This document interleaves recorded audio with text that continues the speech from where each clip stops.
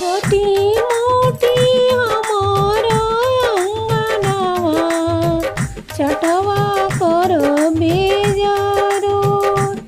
छोटी मोटी हमारा अंगनवा छठवा कर बेजारो।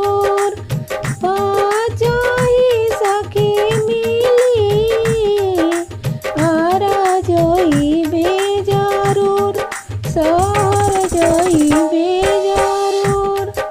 हमारा बालमा परदेसिया छठवा में आई है जरूर। छठवा में आई है जरूर। हमारा बालमा परदेसिया छठवा में आई है जरूर। फोनवा पे भेजबो मैसेजवा सुनरी मंगई बेजरूर। फलवा मंगई बेजरूर। सांझ के देबो यारगिया भोरे कुछ